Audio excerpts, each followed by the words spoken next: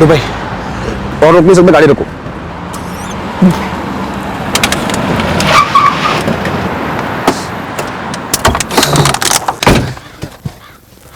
गुड्डू भैया, ये अचानक क्या हो गया विवेक भैया को? कल रात में कुछ गड़बड़ खा लिया होगा, फूड पॉइजनिंग ना हो। कोई फिक्र नहीं धर्मेश, मैं आप लोग को नरसिंहपुर छोड़ के जबलपुर लौटते डॉक्टर को दिखाता हूँ। आपने हमारे लिए इतना अप डाउन किया विवेक भाई। स्वाति जी के लिए इतना करना तो बनता ही है ना। चलो गुड्डू भाई।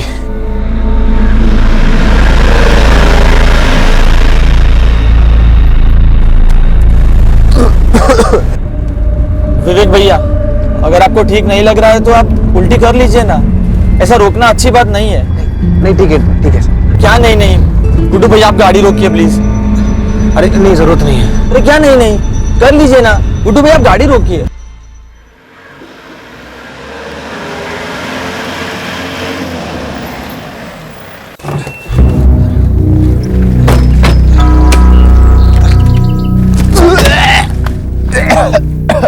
अरे विवेक भाई, तबीयत तो कुछ ज्यादा ही खराब हो रखी है आपकी। ये बेड़ा घाट में किसी डॉक्टर को दिखा दे क्या? नहीं नहीं नहीं, जरूरत नहीं है।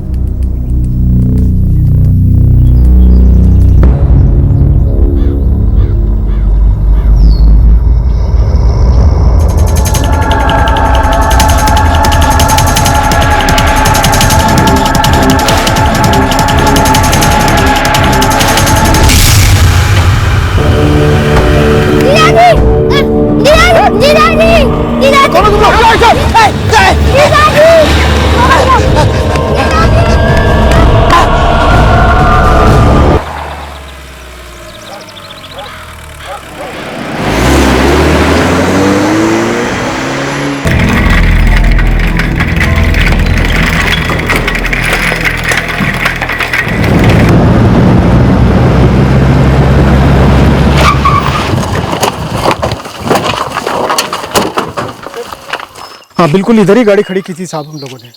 साहब ये देखिए, ये खून भी पड़ा हुआ है साहब।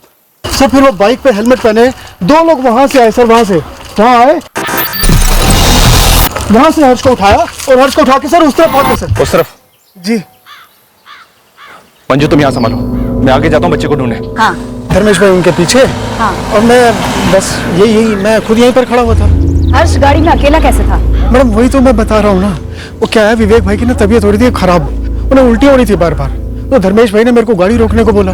विवेक भाई गाड़ी से उतरे, वहाँ पेड़ के पास गए उल्टी करने के लिए, फिर धर्मेश भाई पीछे उतरे पानी लेके उनको संभालने के लिए। अब मैं थोड़ा हाथ पे ढीले करने के लिए मैं यहीं तक ही पहुंचा था, ये देखा अचानक पीछे बाइक से दो लोग आए। बाइक का नंबर नोट किया?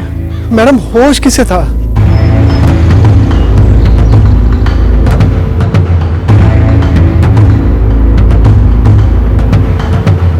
राठौड़ दबा एक्सीलेटर, आधा घंटा पीछे चल रहे हैं। भेड़ाघाट और आसपास के सभी थानों को इन्फॉर्म कर दो।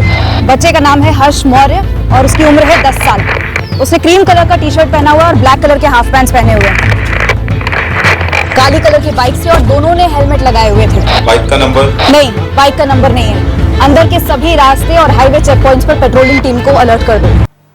प्रीति भाभी आप बस निकलो, धर्मेश की हालत अच्छी नहीं है। लेकिन विवेक भैया हुआ क्या है, कुछ तो बताओ। हम जबलपुर से आ रहे थे तब दो लोग हर्ष को उठा ले गए। क्या? कौन थे वो लोग?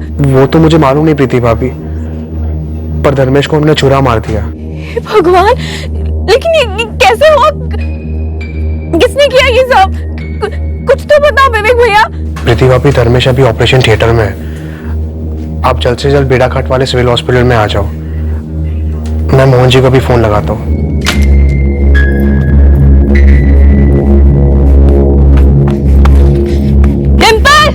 क्या हुआ दीदी? चल, पर मुझे खेलना है। चल हमें भेड़ाघाट जाना है, चल मेरे साथ। पर दीदी, अरे चल जल्दी। क्या बोल रहे हो विवेक? कब हुआ ये? 1 घंटे पहले हम जबलपुर से नरसिंहपुर जा रहे थे, धर्मेश और हर्ष को घर छोड़ने। भेड़ाघाट पहुंचे ही थे कि अभी कहाँ हो तुम विवेक? भेड़ाघाट के सिविल हॉस्पिटल में। धर्मेश अभी आईसीयू में है। लेकिन वो लोग हर्ष को क्यों उठाने गए? पता नहीं मोहन जी। पेशेंट की अंतड़ियां बाहर आ गई थी इंस्पेक्टर, वो बात करने की कंडीशन में नहीं है, वो बेहोश है और ऑपरेशन अभी तक चल रहा है। और धर्मेश कुशवाहा के साथ जो विवेक आर्य आया था वो? विवेक स्टेबल है, स्टमक इन्फेक्शन लगता है। आप बात कर सकते हैं विवेक से, जनरल वार्ड में है। सर, बच्चे हर्ष के लिए सारे थाने रेड अलर्ट पर लगा दिए गए। सेना सर और बाकी पेट्रोलिंग टीम्स भी उसकी खोज कर रही हैं। कहाँ से लौट रहे थे तुम लोग? जबलपुर साहब। वो सुबह सुबह धर्मेश भैया और हर्ष को नरसिंहपुर से उठाया मैंने। काम क्या था? वीजा के लिए। वीजा? कहाँ का? किसका? धर्मेश कुशवाहा का? नहीं सर, धर्मेश की तो सिर्फ साइन चाहिए थी।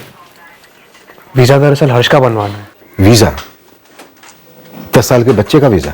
जी सर, हर्ष के पेरिस की वीजा की तैयारी हो रही थी। धर्मेश और हर्ष को वापस उनके गांव नरसिंहपुर ड्रॉप कर रहे थे। मुझे उल्टी आ रही थी, इसलिए धर्मेश ने गाड़ी रुकवाई और एक कांड हो गया सर।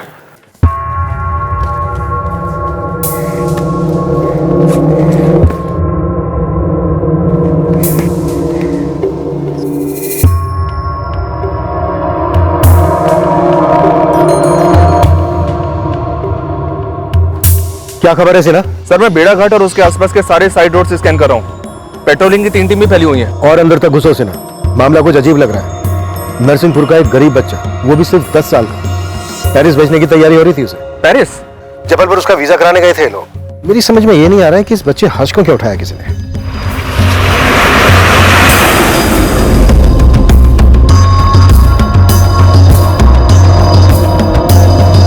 पासपोर्ट के साथ अडॉप्शन पेपर्स हैं और गार्जियनशिप के भी कागजात हैं। लगता है इस पेरिस की पार्टी ने इस बच्चे हर्ष मौर्य को अडॉप्ट किया है।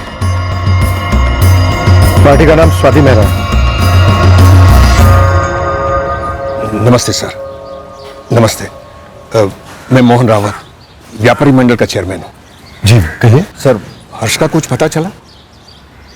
आप हर्ष के रिश्तेदार हैं? नहीं सर, मैंने तो सिर्फ उसका एडॉप्शन करवाया था पेरिस में। विवेक आर्या का भी फोन आया था। धर्मेश को किसी ने छुरा मारा है। धर्मेश का ऑपरेशन चल रहा है अभी। मोहन जी, ये पेरिस की स्वाति मेहरा, ये अडॉप्शन, जरा विस्तार से बताएंगे कि यहाँ चल क्या रहा है? सर, सिन्हा सर का फोन आया था, उन्हें हर्ष मौर्य मिल गया है। कहाँ मिला हर्ष? किडनैपिंग साइट से 15 किलोमीटर दूर। हर्ष ठीक है ना? वो लोग पकड़ गए? हमलावर कहीं भी नहीं दिखाई दिए और सर वो लोग हर्ष को भी छुरा मार गए। कैसी हालत है हर्ष की? सिन्हा सर बोल रहे थे कि काफी बुरी हालत में है बच्चा। हर्ष, हर्ष, बच्चे का होश जा रहा है। गाड़ी तेज भगा राठौर। उसकी बड़ी बहन प्रीति, उसके जीजा धर्मेश जिस पर ऑपरेशन चल रहा है, और सबसे छोटी डिम्पल, बस यही हर्ष के अपने हैं। जब हर्ष के अपने यहाँ हैं तो कोई उसे क्यों अपना रहा है, वो भी पेरिस से? सर, दरअसल बात यह है कि मेरा बेटा सनी पढ़ने के लिए पेरिस गया था। वहां उसकी पहचान स्वाति मेहरा से हुई। बहुत अच्छी औरत है, इंडियन मुल्क है, लेकिन पैदाइश पेरिस की है। स्वाति जी ने मेरे बेटे को जॉब पे लगवाया है। अभी बात यह है कि स्वाति जी की शादी की उम्र निकल गई है और उसका मन बच्चे के सुख को तरसता है। अच्छा, इसलिए बच्चा अडॉप्ट कर रहे हैं? जी सर, स्वाति जी ने मेरे बेटे को कहा कि वो कोई गरीब हिंदुस्तानी बच्चा गोद लेना चाहती है, और सनी ने यह बात मुझे बताई। आप हर्ष को कैसे जानते हैं? छोटा मुंह बड़ी बात होगी, लेकिन इस इलाके में मेरी थोड़ी पहुंच है। काफी दोस्त है बेड़ा घाट में, तो मैंने ये बात फैलाई कि कोई अच्छे घर का बच्चा हो तो बताना। मेरा एक मित्र है रतन दास, वो हर्ष के जीजा धर्मेश को जानता है। बाप नहीं है हर्ष का, ये आपने बताया। जी। पर माँ कहाँ है हर्ष की? परवरिश करने वाली ही माँ होती है ना, तो बस हर्ष की बड़ी बहन प्रीति को ही हर्ष की माँ समझो। हर्ष के पिता के देहांत के बाद हर्ष की माँ तीनों बच्चों को छोड़कर चली गई, दूसरी शादी कर ली। बाद में हर्ष और डिंपल की परवरिश धर्मेश और प्रीति ने ही की है। लेकिन मोहन जी, एक गरीब 10 साल के बच्चे की जान का दुश्मन कौन हो सकता है? गरीब नहीं, काफी गरीब। मोहन जी, मोहन जी, मोहन जी, धर्मेश कहाँ है? हर्ष कहाँ है? बताइए ना। कहाँ मेरे बहन, मेरे पति कहाँ है? शांत बेटा, शांत। यही प्रीति है जिसकी मैं बात कर रहा था आपको। प्रीति, आपके हस्बैंड धर्मेश का ऑपरेशन चल रहा है। आपका भाई हर्ष मिल गया है, उसे भी हॉस्पिटल लाया जा रहा है। हर्ष को अस्पताल? उस पर भी हमला हुआ है। ये सब क्या हो रहा है? सब किसने किया है? कहाँ मेरा भाई? मुझे मिलना है अभी। किधर है वो लोग? बताइए ना, कुछ तो बताइए।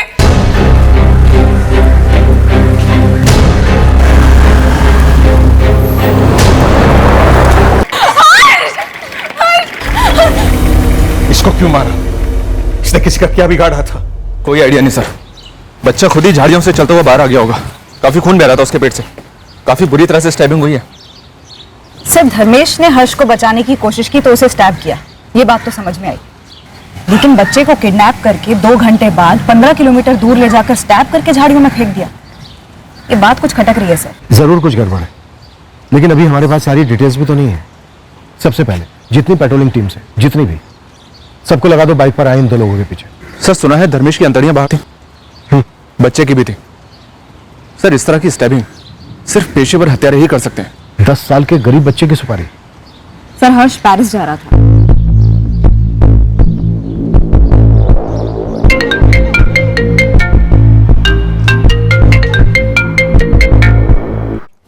हेलो मोहन जी, कैसे हैं आप? स्वाति जी, बैड न्यूज है।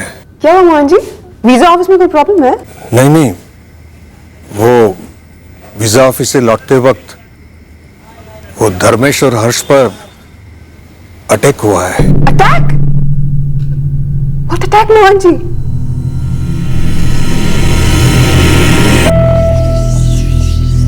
हाँ पापा, हर्ष की कंडीशन कैसी है अब?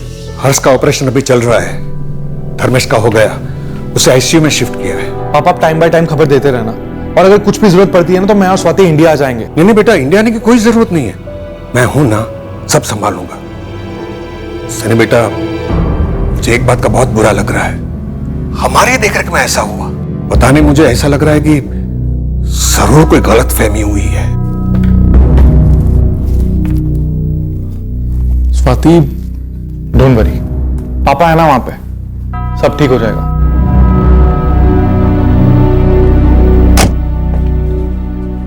हर्ष का ऑपरेशन अभी भी चल रहा है, टाइम लगेगा।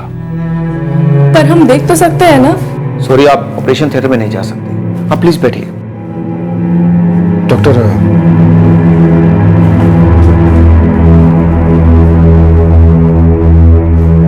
हर्ष तो जाएगा ना? देखिए, अभी कुछ कह नहीं सकते। नहीं साहब, मुझे तो कुछ भी पता नहीं चला। लोग कोई पीछा पीछा कर भी रहा हो तो। गुड्डू, जिस इलाके में तूने गाड़ी रोकी थी ना, वो इलाका इतना सुनसान है कि हमलावरों के लिए निशाना हलवा था, हलवा। नहीं साहब, मैंने गाड़ी नहीं रोकी। वो तो वहां से गुजरते वक्त विवेक भाई को फिर से उल्टी आने लगी, तो धर्मेश भाई ने मेरे को बोला कि गाड़ी रोक दो। साहब मुझे गाड़ी रोकनी पड़ी। कोई हमारे हर्ष को क्यों उठाएगा? हर्ष को अगवा करके मार डालने की कोशिश की गई थी धर्मेश। हमें नहीं लगता हर्ष को किसी ने फिरौती वगैरह के लिए उठाया था। पर हमसे कैसी फिरौती मिलेगी साहब? हमारे पास तो अगले महीने का राशन हो तो बड़ी बात है। जानता हूं, तभी पूछ रहा हूं, फिरौती के लिए नहीं तो फिर किस लिए? आप लोगों की किसी के साथ कोई दुश्मनी? मैडम, मैं तो सनी का फ्रेंड हूँ। मैं खुद पेरिस में रह रहा था, जॉब कर रहा था। 5 महीने पहले ही मेरा वर्क वीजा एक्सपायर हुआ, इसलिए यहाँ पे हूँ। तो सनी ने हर्ष का वीजा लगवाने का काम तुम्हें सौंपा था? सनी और स्वाति दोनों ही मेरे अच्छे फ्रेंड्स हैं। मैं उनके लिए यहाँ कोऑर्डिनेट कर रहा था मोहन जी के साथ, सनी के डैड। हम सब कितने खुश थे कि हर्ष के भाग खुल गए, विदेश में जाके पढ़ेगा। 2 साल पहले किसने सोचा था कि ऐसा भी कुछ होगा? 2 साल पहले? ये पेरिस की स्वाति मेहरा ने हर्ष को 2 साल पहले गोद लिया था? हाँ साहब, 2 साल तो हो गए, और इन 2 सालों में हम वीजा के लिए कितनी सारी बार जबलपुर आए गए, कभी ऐसा कुछ नहीं हुआ। पता नहीं कल ही क्यों पहली बार ये सब। नहीं गुड्डू, जब तक इस केस पर मैं पूरी तरह से पकड़ नहीं मिल जाती, तुम कहीं नहीं जा सकते। साहब, जबलपुर में मेरा घर परिवार है, मैं रोज कमा कर जाता हूं तो घर पर रोटी बनती। नौकरी पर नहीं गया तो सेठ मेरा पैसे काट लेगा। तेरे सेठ से हम बात कर लेंगे, तू अपने घर वालों से बात कर ले, पर तू रहेगा यहीं। मंजू, सारे documents, adoption paper, visa related documents, सबको एक बार डिटेल स्टडी करो। ठीक है सर। सिन्हा, एक गरीब घर के बच्चे हर्ष को पेरिस की स्वाति मेहरा ने कानूनी तौर पर गोद लिया, लेकिन हर्ष 2 साल से उसके पास पेरिस नहीं गया, लेकिन कानूनी तौर पर वो उसकी मां है। हो सकता है किसी ने सोचा हो कि हर्ष को किडनैप करके पेरिस वाली पार्टी से फिरौती ली जाए और पेमेंट हवाला के जरिए ली जाए, तो हर्ष को उठा लिया। पर हर्ष को उठवाने के 2 घंटे के अंदर ही इस बच्चे की अंतड़ियां निकाल दी। ऐसा कौन किडनैपर करता है? विक्टिम को किडनैप करके उसी दिन मार देना, फिर भी फिरौती मांगते रहना, ऐसा हमने कई बार देखा। लेकिन जिस तरह से इस बच्चे को किडनैप करके 2 घंटे के अंदर बुरी तरह से जख्मी करके फेंक दिया गया, ऐसा हमने पहली बार देखा। सिन्हा, सारे एंगल एक्सप्लोर करते हैं। मुझे लगता है जबलपुर से ही फॉलो किया जा रहा हो, और शायद ये फर्स्ट अटेम्प्ट नहीं होगा, इससे पहले भी कोशिशें होती रही होंगी। सर, इस ड्राइवर गुड्डू के कॉल रिकॉर्ड्स मंगवाए। ये कह रहा था कि इसने पहले भी 3 बार जबलपुर अप डाउन किया है, धर्मेश, विवेक और हर्ष के साथ, नरसिंहपुर से जबलपुर और फिर रिटर्न। अटैक के दौरान धर्मेश को इतनी बुरी तरह से स्टैप किया गया, लेकिन गुड्डू को खरोच तक नहीं आई। कह रहा था कि उसे धक्का दिया गया। धर्मेश को धक्का नहीं दिया गया, बल्कि सीधा छुरा घुसेड़ दिया। टिपिकल पेशेवरों का ट्रेडमार्क है सर, छुरा अंदर घुसेड़कर घुमा देना, ताकि विक्टिम के बचने के चांसेस ना के बराबर हो। निकालो सारे पेशेवर स्टैपिंग उस्तादों की कुंडलियां।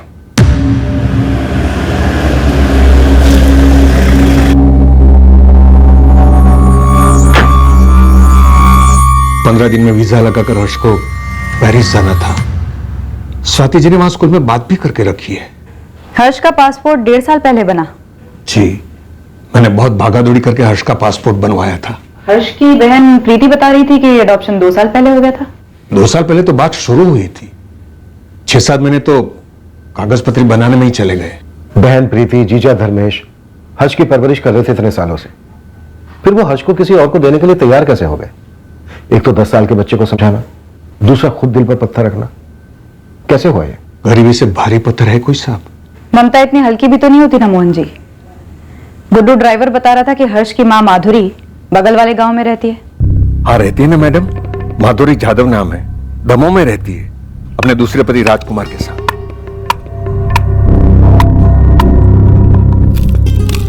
प्रीति 21 साल की थी, उसका छोटा भाई हर्ष कुछ 5 साल का रहा होगा, और सबसे छोटी बहन डिंपल 2-2.5 साल की होगी जब इनके बापू शंकरलाल मौर्य की मृत्यु हुई। कैसे मरा?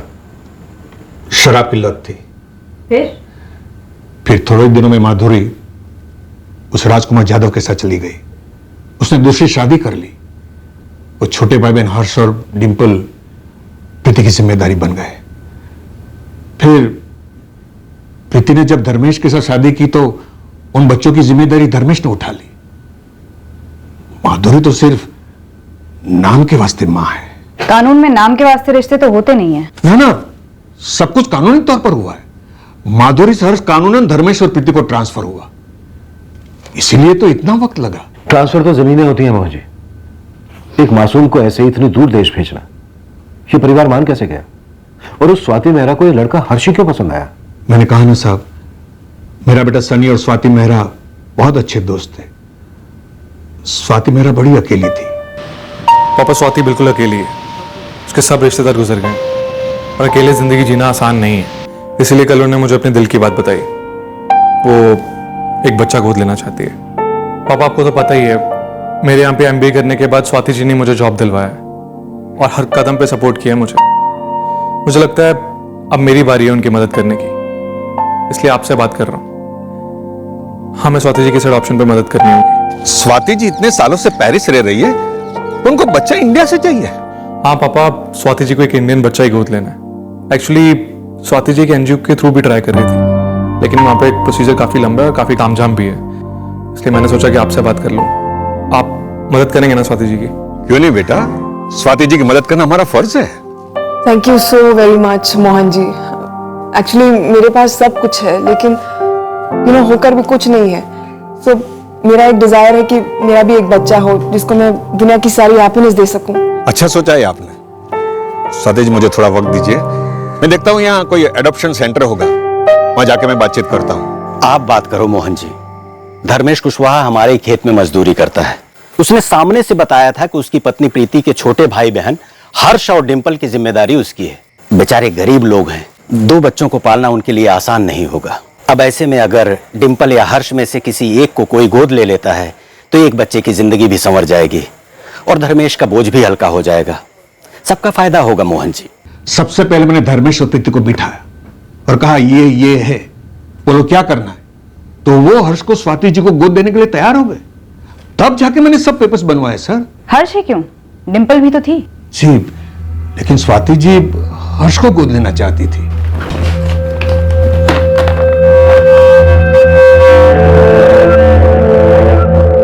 मोहन जी, हर्ष की मां माधुरी जाधव की कानूनी रजामंदी भी लगी होगी। लगी थी ना साहब, तहसील ऑफिस ने साफ बता दिया था कि धर्मेश और प्रीति की रजामंदी तब जायज होगी जब इस बात का सबूत होगा कि हर्ष की मां माधुरी हर्ष को छोड़कर चली गई है और उसने दूसरी शादी कर ली है और धर्मेश और प्रीति कानूनन बालक है।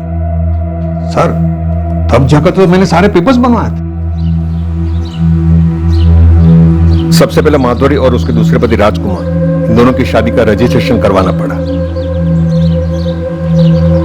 उसके बाद एनओसी लेनी पड़ी माधुरी से कि धर्मेश और प्रीति अब हर्ष के कानूनी पालक होंगे। माँ बाप की तरफ फैसले देंगे हर्ष के। ये कानूनी पालक बनाने का भी पूरा तामझाम किया तहसील ऑफिस में। धर्मेश और प्रीति हर्ष के कानूनी पालक हो गए। फिर सितंबर 2015 में स्वाति जी पेरिस से यहां आई हर्ष को मिलने के लिए और सारी फॉर्मेलिटीज पूरी करने के लिए, ताकि वो हर्ष को गोद ले सके।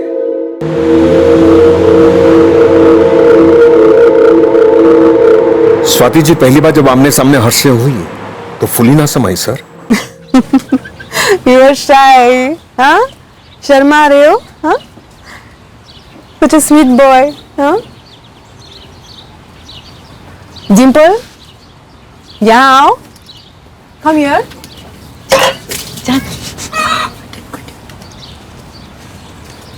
ये है चॉकलेट. पसंद है ना? हाँ? और ये ड्रेस. इधर बैठो.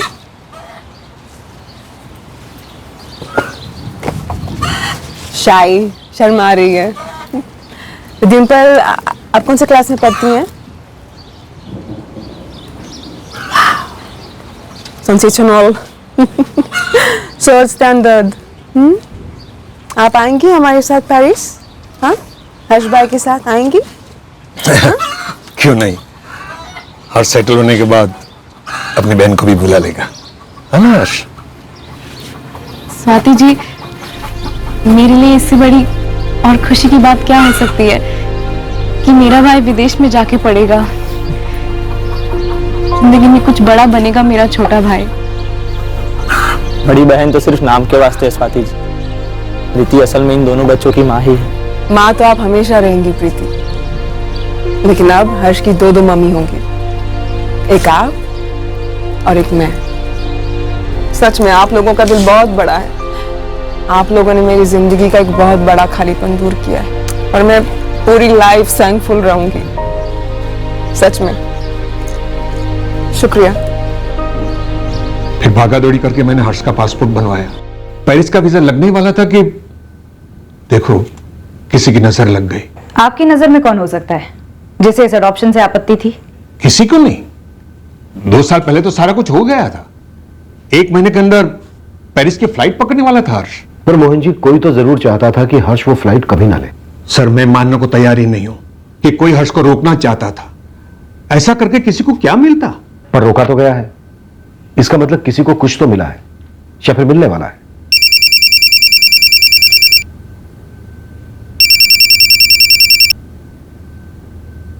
यस डॉक्टर पवार, बोलिए। हर्ष को होश आ गया है। बस निकल रहा हूं डॉक्टर। हर्ष को होश आ गया है। सर, ऊपर वाले की मेहरबानी है। मुझे लग रहा है कि कोई गलतफहमी की वजह से हर्ष पर हमला हुआ है। जरा सोचिए, मासूम को कोई क्यों छुरा मारेगा? अब हर्ष को होश आ गया है तो उसी से पूछते हैं कि बाइक पर वो 2 लोग कौन थे।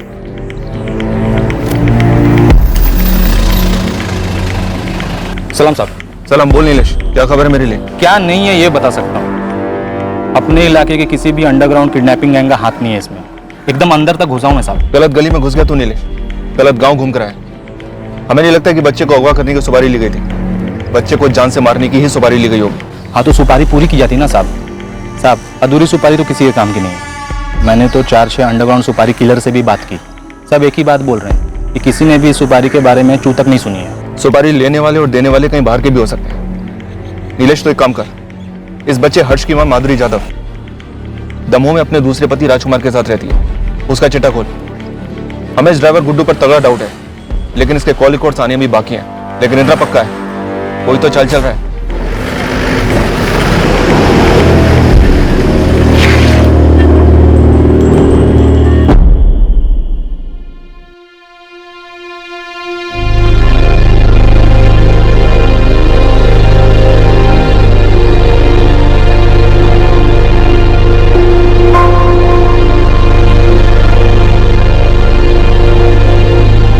कैसे हो हर्ष बेटा?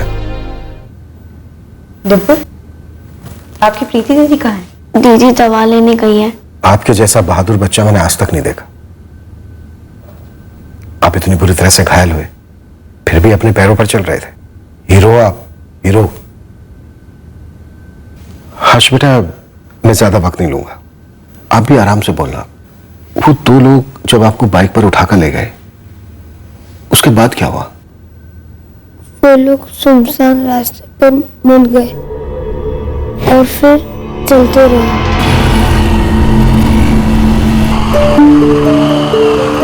फिर जब बाइक चला रहा था उसका फोन बजा, फिर वो लोग बाइक पे भाग गए। हर्ष, जिस आदमी ने फोन पर बात की थी उसने कुछ और कहा था? नहीं, सिर्फ हेलो, ठीक है, समझ गया। आपको उन दोनों में से किसी का चेहरा याद है? उन दोनों ने काली हेलमेट पहनी थी। हेलमेट पे किसी तरह का कोई निशान, ऐसा कुछ याद है? क्या आपने उस बाइक की नंबर प्लेट देखी थी? आप तो इतने स्मार्ट हो, आपको तो नंबर्स जल्दी याद हो जाते होंगे, है ना? कोई बात नहीं, फिर भी हम उन्हें पकड़ लेंगे। वो लोग ने मेरे जीजा जी को भी मारा। तुम्हारे जीजा जी बिल्कुल ठीक है हर्ष, और तुम भी ठीक हो जाओगे जल्दी। आंटी,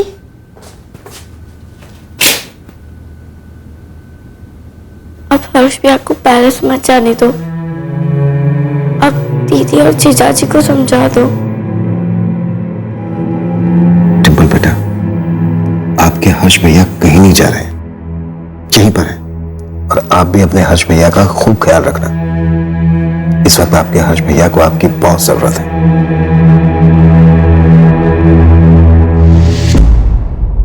सर, शायद मोहन जी ठीक कह रहे हैं। Mistaken identity. सर, हर्ष जैसे गरीब बच्चे को कोई क्यों उठाएगा? जिन दोनों ने उसे उठाया शायद उनके टारगेट कोई और था। तो फिर वो जो फोन आया था हमलावर को, वो ये कहने के लिए आया होगा कि गलत बच्चे को उठा लिया है, अब कोई चारा नहीं है, खत्म कर दो, ताकि आइडेंटिफिकेशन ना हो। मुश्किल है पर नामुमकिन नहीं है। हमें हमलावरों को लेकर कोई गलतफहमी नहीं है। पेशेवर खूनी ही है। एक आदमी और उसके बेटे समान साले को अधमरी कंडीशन में पहुंचा दिया। इंस्पेक्टर, जिसका डर था मुझे वही हुआ। फिर से ऑपरेट करना पड़ेगा हर्ष और उसके जीजा धर्मेश को। फिर से क्यों डॉक्टर? आप जानते होंगे दोनों को मल्टीपल स्टैबिंग्स नहीं हुई, सिर्फ एक सिंगल स्टैब किया गया, जैसे प्रोफेशनल किलर्स करते हैं। छुरा सीधा पेट में घुसाकर इतने जोर से घुमा दिया जाता है कि अंतड़ियां बाहर आ जाती हैं, जैसे इन दोनों के केस में हुआ। जानता हूं डॉक्टर, पर धर्मेश और हर्ष बच तो जाएंगे ना? देखिए, हम हमारी बेस्ट कोशिश कर रहे हैं। हमने घाव स्टिच किए, ब्लीडिंग रोकी, सब किया, पर फिर भी इन दोनों के केस में इंटरनल इन्फेक्शन सेट इन हुआ है। खतरे की तो कोई बात नहीं है ना? ऑनेस्टली खतरे जैसी ही बात है। हम फिर से ऑपरेट कर तो रहे हैं, लेकिन दोनों सबसे हाई रिस्क जोन में होंगे। पर हमारे पास दूसरा कोई ऑप्शन भी नहीं है, चांस लेना ही पड़ेगा। 10 साल के बच्चे को कोई अडल्ट समझ के तो अगवा करेगा नहीं। ये लोग वहां जरूर किसी दूसरे बच्चे को उठाने आए हुए, पर वो बच्चा कौन हो सकता है? शायद जबलपुर से लौट रही कोई अमीर पार्टी होगी, और जिस स्पॉट पर गुड्डू ने विवेक को उल्टी कराने के लिए रुकाया इत्तेफाकन, वहीं एक्चुअल पार्टी रुकने वाली होगी।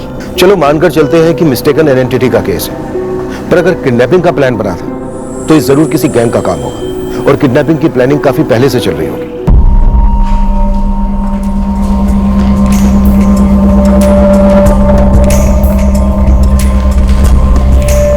सिना, बेड़ाघाट, जबलपुर और आसपास के इलाकों में जितने भी किडनैपिंग के आरोपी हैं, जितने भी पुराने गैंग्स हैं, सबकी हिस्ट्री खोद निकालो। अभी लग जाता हूं काम पर। सर, वैसे विवेक आर्य और ड्राइवर गुड्डू, इन दोनों के कॉल रिकॉर्ड्स आ गए हैं, लेकिन दोनों के ही कॉल रिकॉर्ड्स में कुछ भी फाउल प्ले जैसा नजर नहीं आ रहा है। मिस्टेकन आइडेंटिटी केस भी हो सकता है, पर इस पॉइंट पर कुछ भी दावे के साथ नहीं कहा जा सकता। प्रीति, आप कैसे हैं धर्मेश और हर्ष? दोनों ही अच्छे नहीं है माँ। डॉक्टर ने कहा है कि दोनों की हालत बहुत ही नाजुक है, कुछ समझ में ही नहीं आ रहा है। दोनों को अच्छी तरह संभाल बेटी, पता नहीं अपने हर्ष के साथ ही क्यों हुआ।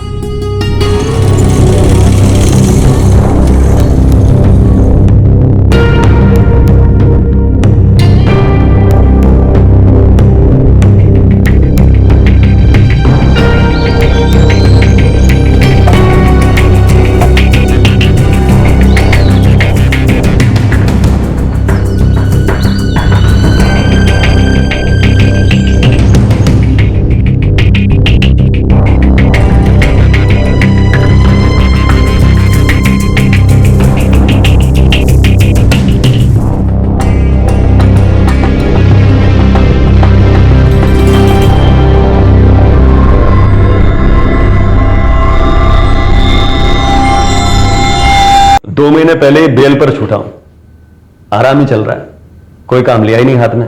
ठीक है प्रदीप, मैं मानता हूं तेरी बात। 7 साल अंदर होने के बाद कम से कम 2 महीने का आराम तो बनता ही है, लेकिन आराम के वक्त भी तेरे कान, आंख, नाक सब काम कर रहे थे ना। ऐसा हो ही नहीं सकता कि तूने किसी बच्चे की किडनैपिंग के प्लान के बारे में कुछ सुना ही ना हो। साहब आप जानते हैं, मैंने भी कई किडनैपिंग की है, आपने भी बड़े बड़े किडनैपर्स को पकड़ा है। ऐसे काम में एक टीम बनती है। किसी भी गिरोह में 2 ग्रुप होते हैं, एक टीम उठाती है, दूसरी स्टैंड बाय पे होती है। शायद थी, पर सामने नहीं आई। होगी जरूर। तो दोनों बंदे क्या करते हैं, ऐसे एक आदमी का पेट खोलते हैं, फिर क्या करते हैं, बच्चे का पेट खोल देते हैं। देखा आपने कैसे खोला है पेट? ये किसी किडनैपर का काम नहीं है सर, कोई किडनैपर ऐसा नहीं करेगा, ये किसी पेशेवर हत्यारे का काम है। तो किडनैपर्स पेशेवर हत्यारे भी हैं? पेशेवर हत्यारे ही हैं। किडनैपिंग का प्लान था ही नहीं, मर्डर का प्लान था। सही से नहीं हो पाया, बच गया बच्चा।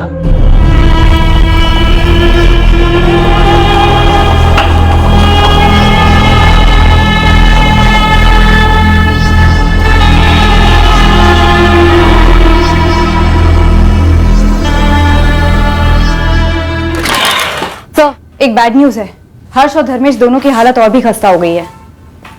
इन्फेक्शन फैल गया? बहुत जल्दी और बहुत बुरी तरह से।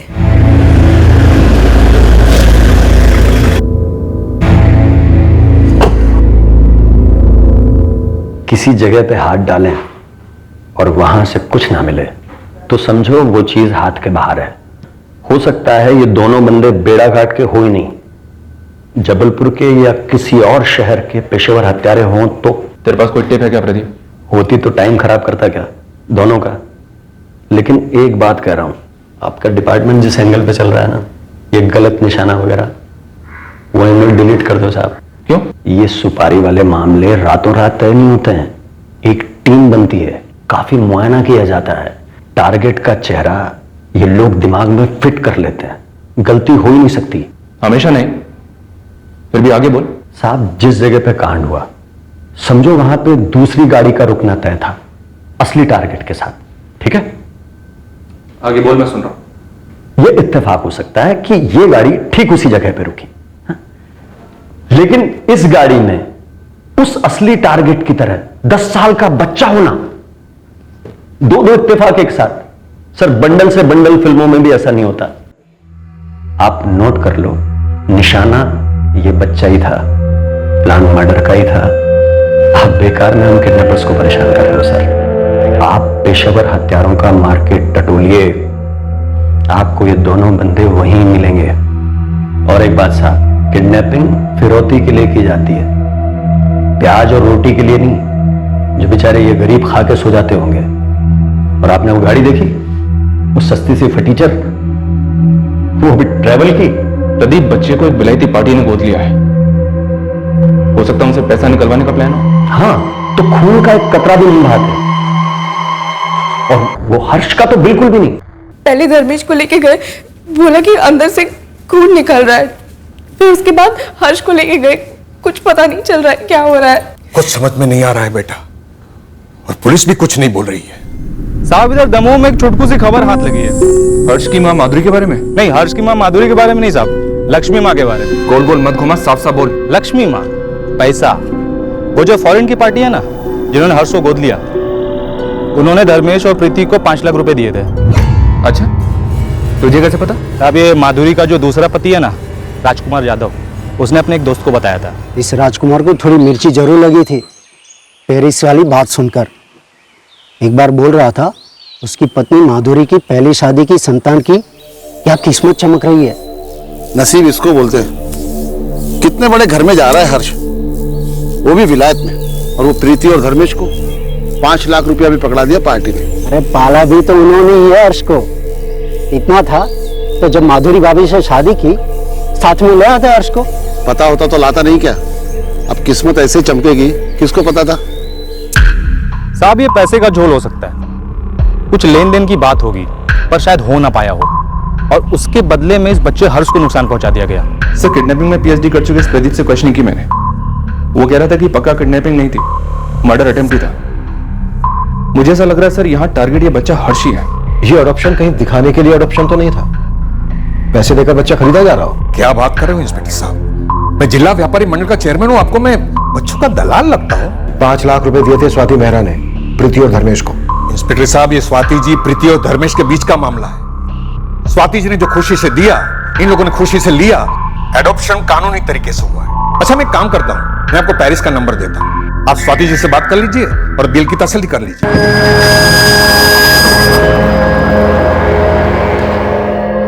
That is correct, officer. मैंने धर्मेश कुशवाहा को 5 लाख रुपए दिए थे जब हर्ष के अडॉप्शन पेपर्स अप्रूव हुए थे। पूरी डील कितने में हुई स्वाति जी? पहले इंस्टॉलमेंट के बाद और कितने इंस्टॉलमेंट्स दिए आपने? डील, इंस्टॉलमेंट, आप क्या बात कर रहे हैं इंस्पेक्टर? 5 लाख किस लिए थे फिर? क्योंकि हर्ष के अडॉप्शन के बाद उसकी अपब्रिंगिंग की रिस्पॉन्सिबिलिटी मेरी है, इसलिए उसके टेक केयर के लिए मैंने उसके सिस्टर प्रीति और जीजा को 5 लाख रुपए दिए थे और क्लियरली ये बोला था कि वो ये मनी डिम्पल के लिए भी यूज कर सकते हैं। And you accuse me that I bought my Harsh. Swati ji, 3 सवाल हैं आपसे जिनके मुझे जवाब चाहिए। प्रीति और धर्मेश ने कभी और पैसे मांगे आपसे? नो नो नो, ये 5 लाख भी मैंने अपनी खुशी से दिए थे इंस्पेक्टर। कोई धमकी दी? हर्ष पर अटैक होने के बाद किसी और ने पैसे मांगे? Again no. हर्ष को जन्म देने वाली माँ माधुरी जाधव, उसकी कोई इन्वॉल्वमेंट? उसे तो मैंने कभी देखा भी नहीं है इंस्पेक्टर। अब आखिरी सवाल स्वाति जी, सनी के फादर मोहन जी की हेल्प रिटर्न कैसे किया आपने? यूरोज में या डॉलर्स में? What a horrible man you are, inspector. यहाँ मैं अपने बेटे हर्ष के टेंशन में पैनिक हुए जा रही हूँ, उसका ऑपरेशन चल रहा है और आप एक के बाद एक नॉनसेंसिकल, इनसेंसिटिव क्वेश्चनिंग किए जा रहे हैं। Shame on you। Manju, passport, adoption papers, forgery expert के साथ बैठकर डबल स्कैन करो। French counsellor office, passport office, दोनों को लूप में रखो। पूरी पॉसिबिलिटी है कि यहाँ सब कुछ एक ढोंग हो, बच्चा खरीदा गया हो। 5 लाख रुपए पहली इंस्टॉलमेंट। अब ये औरत फ्रांस में बैठकर तो कबूल करेगी नहीं कि बच्चा खरीदा गया है। ठीक है सर, मैं सारे अरेंजमेंट्स करती हूँ। हर्ष की माँ माधुरी को क्वेश्चनिंग के लिए बुला लेते हैं और उसकी बहन प्रीति, वो मोहन जी, विवेक और गुड्डू ड्राइवर, इन सबको रेडार में रखते हैं। पता चला प्लॉट किडनैपिंग का था ही नहीं, हर्ष और धर्मेश के मर्डर का था।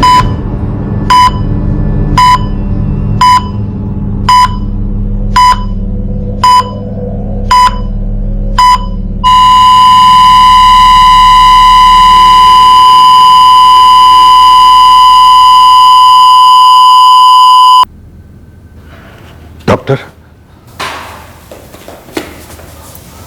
हमने पूरी कोशिश की पर धर्मेश को बचा नहीं।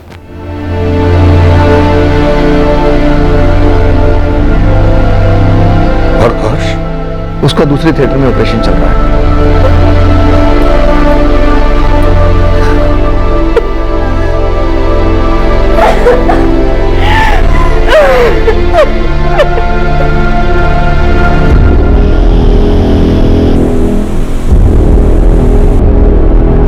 सर, बड़े दिनों बाद एकदम ताजा और गर्मा गर्म खबर आई आपकी। जल्दी सुना सरजू।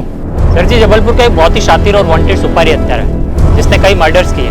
वो यहाँ बेड़ाघाट हाईवे के पास देखा गया। कब देखा गया था? 19 जून को यहाँ बेड़ाघाट हाईवे के पास भजिया खाते देखा गया था। साथ में कोई एक पंटर भी था उसका।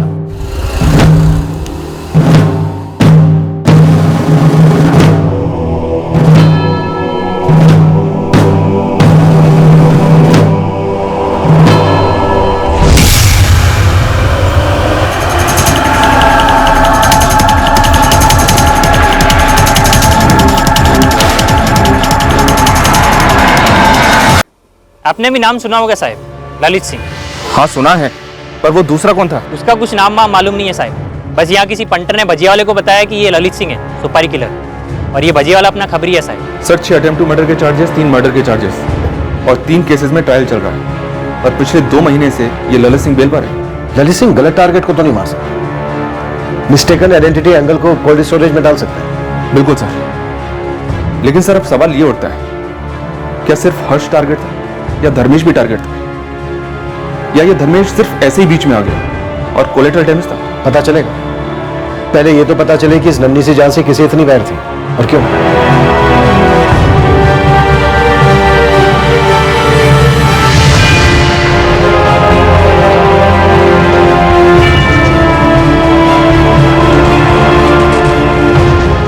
हर्ष का इन्फेक्शन धर्मेश से भी कई गुना ज्यादा था। हमने हमारी हर मुमकिन कोशिश की पर हर्ष को भी नहीं बचा पाए।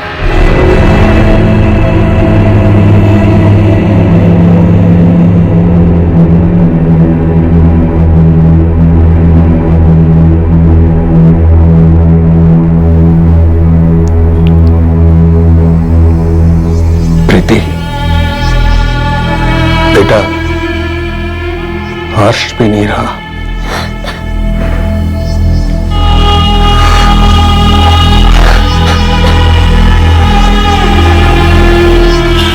सर,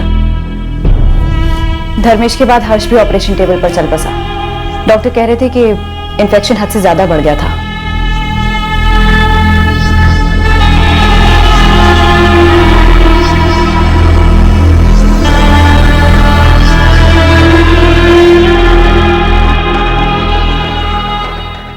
एक 10 साल का हंसमुख मासूम लड़का, गरीब परिवार में ही सही, लेकिन खुशी से जिंदगी बसर कर रहा था। फिर ये ऐसा क्या भयंकर रैकेट था जिसमें बच्चे की हत्या कर दी गई। इस केस की इन्वेस्टिगेशन एक के बाद एक शॉक्स देती गई।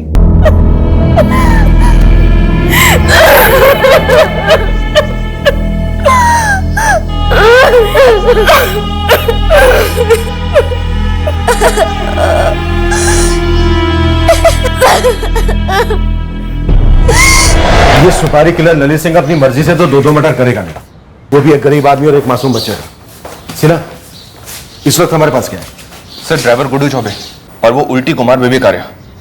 सर, इस विवेक को उठवाकर उल्टी करवाते हैं। डेफिनेटली सिग्नल दिया गया होगा अटैक करने से पहले ललित सिंह को।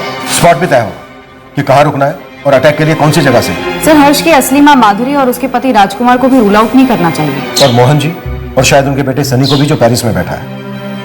ये बच्चा हर्ष अपनी जिंदगी में खुश था, इसी का अडॉप्शन हुआ और इस तरह से मारा गया। ये प्लान चाइल्ड ट्रैफिकिंग माफिया का भी हो सकता है, पर जो भी है, हमें मास्टरमाइंड और किलर दोनों को खुद निकालना है।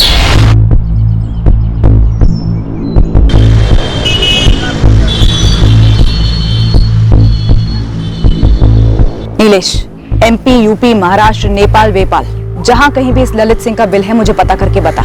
मैडम, ये ललित सिंह खाली पेशेवर हत्यारा नहीं है, खानदानी भी। इसका बाप प्रमोद सिंह अपने जमाने का बहुत नामचीन हिस्ट्री शीटर था। ये जबलपुर में रहती है इसकी पूरी फैमिली।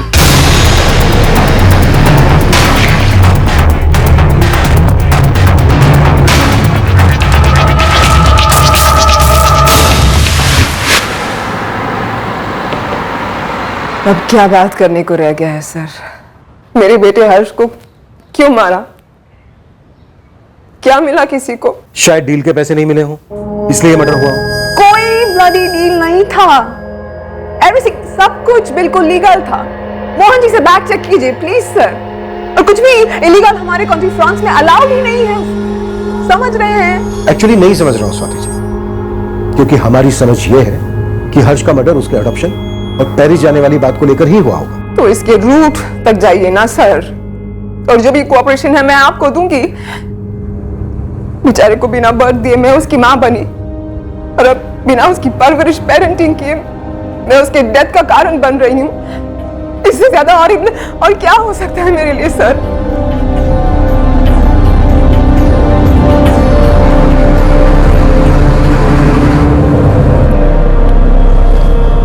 स्ट्रेस मत लो स्वाति, पापा हैं वहां पे, सब संभाल लेंगे।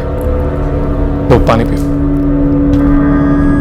पेट ही खराब है ना विवेक का, तो दवा दीजिए उसे। जवाब तो उसे मुंह से ही देना है। विवेक भैया से क्या सवाल करने हैं आपको? वो तो बस स्वाति मेहरा की हेल्प कर रहे थे हर्ष के वीजा के लिए। वीजा तो कटा है उस बच्चे का और उसके जीजा का भी। पर सर, परवर कुछ नहीं। अब आप लोग रास्ता छोड़ेंगे या हम शराफत छोड़ दें? ये तपन है ना, अगर इसे एक बार मैंने तेरे ऊपर छोड़ दिया ना, फिर मैं इसे खुद भी रोकूंगा तो ये रोकेगा नहीं। बिना ब्रेक वाला डंपर ट्रक है, कुचल देगा तेरी कार को। उससे सच तो नहीं कुछ लेगा ना। वो सच ये है कि मैं उस साजिश का हिस्सा नहीं था। मैंने हत्यारों को कोई सिग्नल नहीं दिया। तुम लोगों के बेड़ा घाट में दाखिल होने से जस्ट पहले वहीं बेड़ा घाट के पास एक ठेले पर ललित सिंह चाय पकौड़े खा रहा था। उसे सिग्नल मिला, तुरंत वो और उसके आदमी ने तुम्हारी गाड़ी का पीछा किया, फिर हमला किया। अब हमें तू ये बता कि उसे सिग्नल किसने दिया, तूने या विवेक ने? मैं गाड़ी चलाते हुए फोन नहीं करता, मैं लेता भी नहीं हूं। मैंने फोन दिया ना आप लोगों को था, आप खुद ही देख लीजिए।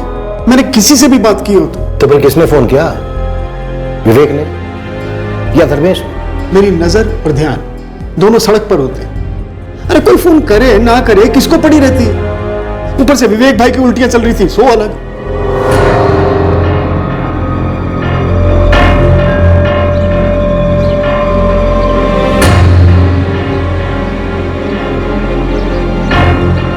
सर, अभी मैं कैसे आऊं? अभी तो धर्मेश और हर्ष की डेड बॉडी को लेकर उनकी फैमिली के साथ मैं नरसिंहपुर जा रहा हूं क्रियाक्रम के लिए। मैं बाद में आऊंगा तो चलेगा सर? चलेगा मोहन जी, लेकिन आना है आपको, इतना याद रखिए। आप कैसी बातें कर रहे हैं? आपकी आवाज, आपकी बातें शक से भरी हुई लग रही है मुझे, वो भी मुझ पर, जिसने इस बच्चे हर्ष का भला चाहा था, परिवार का भला चाहा था। तो फिर आपको शक क्यों हो रहा है कि हम आप पर शक कर रहे हैं? बस कुछ जरूरी सवालों के जवाब चाहिए थे। जल्द से जल्द आइए, वेट कर रहा हूं।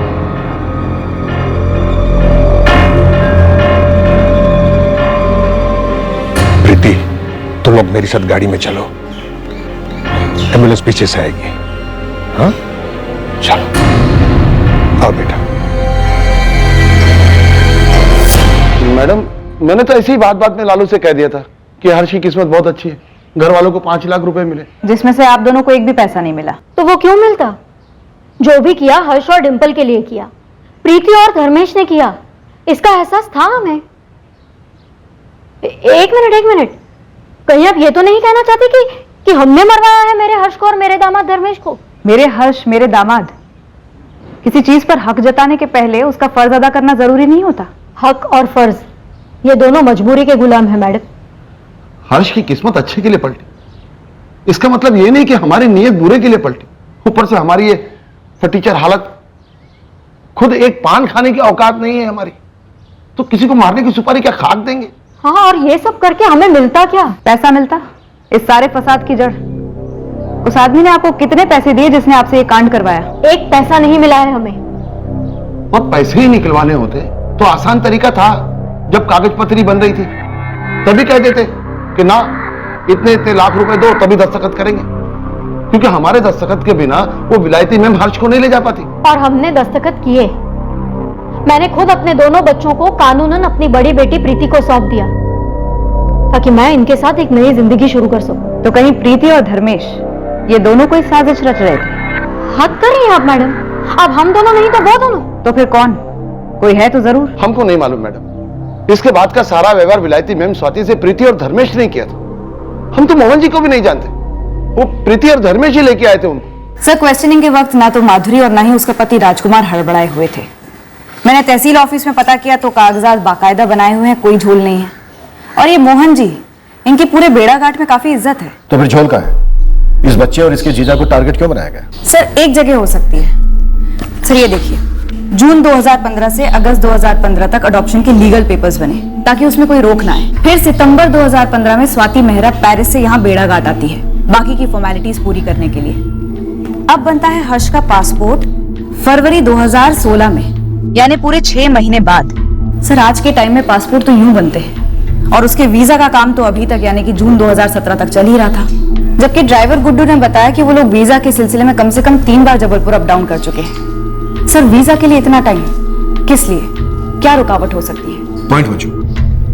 मुझे लगता है कोई गेम खेल रहा है। एक तरफ पेरिस की स्वाति मेहरा, दूसरी तरफ हर्ष की फैमिली, शायद दोनों को भी मोहरा बना रहा हो। मुझे इस अडॉप्शन की लीगलिटी पर ही डाउट हो रहा है। मुझे लगता है इस अडॉप्शन के पर्दे के पीछे मकसद कुछ और ही है। गुड्डू की हम काफी धुलाई कर रहे हैं विवेक, और अब मुझे ऐसा लग रहा है बहुत जल्द तेरी बारी आने वाली है। किस लिए sir?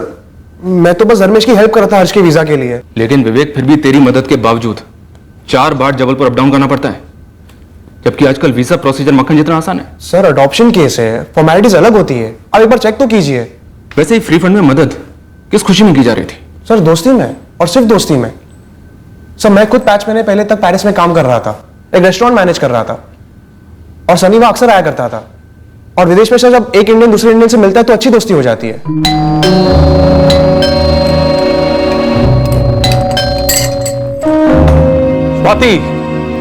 Hi Sunny, lot of traffic. Meet Vivek, hi. He is from Jabalpur. मेरे बेड़ा घाट से सिर्फ 26 kilometre, right? Sir Sunny, Swati और मैं, हम तीनों काफी वक्त साथ गुजारते हैं। फिर इस फरवरी में मेरा वर्क वीजा एक्सपायर हो गया था, तो मैंने स्वाति से हेल्प मांगी थी। कैसी हेल्प? सर वही हेल्प जो उसने सनी की थी।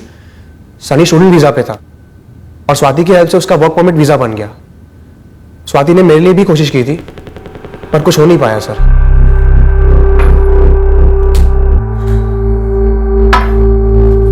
आई एम सॉरी विवेक, मैंने बहुत ट्राई किया but it's okay, thanks. You know ना कि हमारी कंपनी एक फाइनेंशियल कंपनी है और तुम्हारी क्वालिफिकेशन केटरिंग की है, सो कोई नहीं, इट्स ऑलराइट। और स्वाति, हम 6 महीने में पक्का कोई ना कोई जुगाड़ करके विवेक को एक जॉब ऑफर भेज सकेंगे ना? हाँ श्योर श्योर, जरूर कुछ होगा, we can try. Thanks Vivek, thanks Swati. तो तेरे सामने गाजर था, वर्क परमिट। सर गाजर वाजर क्या सर? सर कोई गुनाह थोड़ी है अब्रॉड सेटल होना, हेल्प मांगना। गुनाह है 10 साल के बच्चे हर्ष का कत्ल, जिसका वीजा बनाने की रिटर्न हेल्प तू कर रहा था। सर मुझे इस मर्डर के बारे में कुछ नहीं पता, मैं तो बस मोहन जी की हेल्प कर रहा था, वो इतने बिजी आदमी है। हर्ष का पासपोर्ट तो 2016 में बन गया था ना, तो अब जाके वीजा क्यों बनना था उसका? सर ना मैंने हर्ष का पासपोर्ट बनाया, ना ही मैंने उसको गोद लिया है। सर आपको जो पूछना है आप उन लोगों से पूछिए ना। किन लोगों से? स्वाति से, मोहन जी से, सनी से। चल तेरा दूसरा नंबर दे। दूसरा नंबर? वही नंबर जिससे तूने ललित सिंह को कॉल किया था, अटैक करने का सिग्नल दिया था उसे। सर मैंने कोई सिग्नल विग्नल नहीं दिया। हर्ष और उसका जीजा दोनों मारे गए, लेकिन तेरे और गुड्डू के ऊपर एक खरोंच तक नहीं आई। तो सर हमारी गलती कि हम बच गए, हम साजिश का हिस्सा बन गए? सर इसमें कोई लॉजिक ही नहीं बनता है।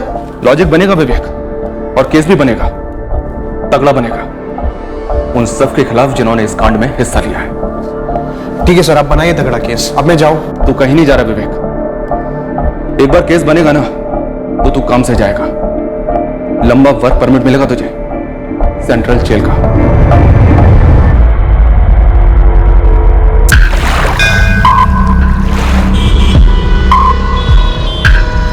इस ललित सिंह की माँ यहीं जबलपुर में रहती है। बाप कहाँ है उसका?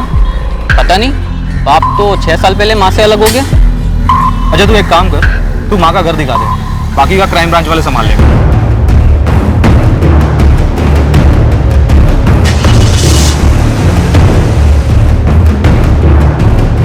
तो लोकेशन पर ही है ना नीलेश? हाँ एकदम ऑन द स्पॉट मैडम। ये ललित की माँ भी मार्केट से घर लौट रही है। वहीं कील गाड़ कर खड़ा रहे, हम 20 मिनट में पहुंच रहे हैं।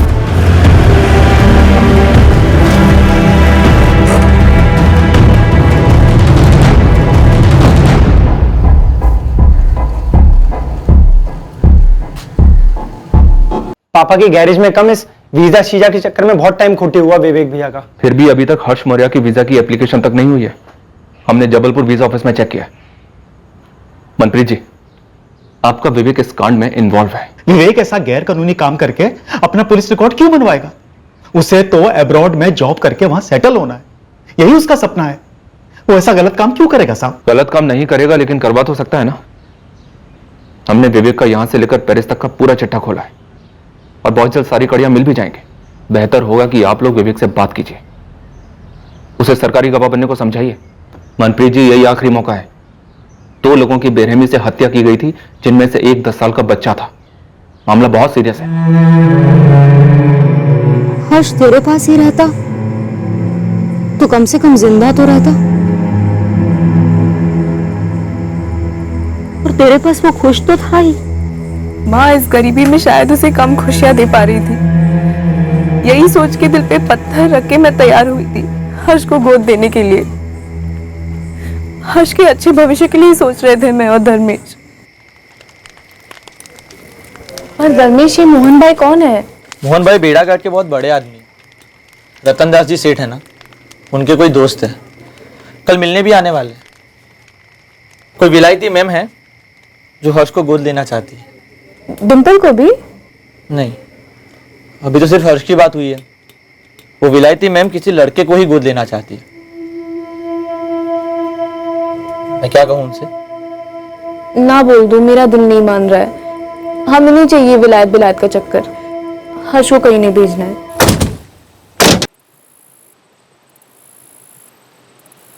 धर्मेश, तुझे पता है पेरिस कहाँ है? दुनिया का सबसे खूबसूरत शहर है। अस्पताल मुफ्त, पढ़ाई मुफ्त, अगर नौकरी गई ना तो गवर्नमेंट भत्ता देती है। प्रीति को समझा, उसका भाई साहब बनेगा, बड़ा साहब, और बाद में आप तीनों को थोड़ी ना भूलेगा, तुम तीनों को वहीं खींच के लेके जाएगा, निकालेगा खींच के, बाहर निकालेगा ये गरीबी के दलदल से।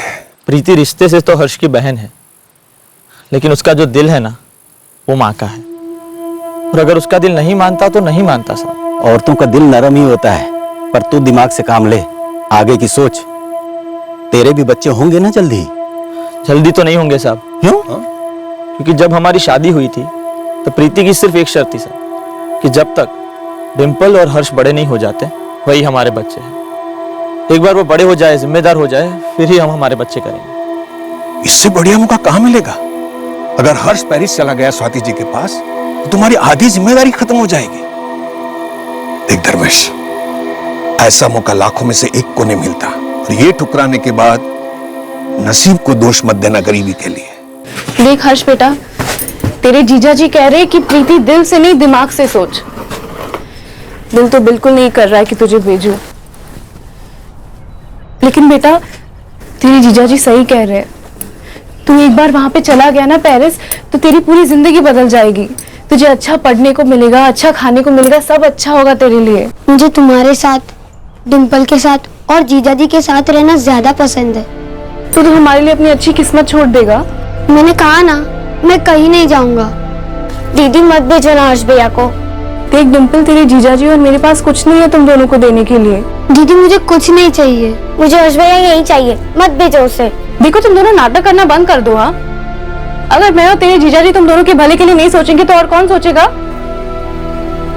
देख हर्ष बेटा, हम तीनों के लिए भी आसान नहीं है तेरे बिना जीना, लेकिन एक बार तू वहां पे चला गया ना तो तेरे लिए सब कुछ आसान हो जाएगा, और फिर तू एक दिन डिंपल को भी अपने पास ही बुलाएगा ना, है ना?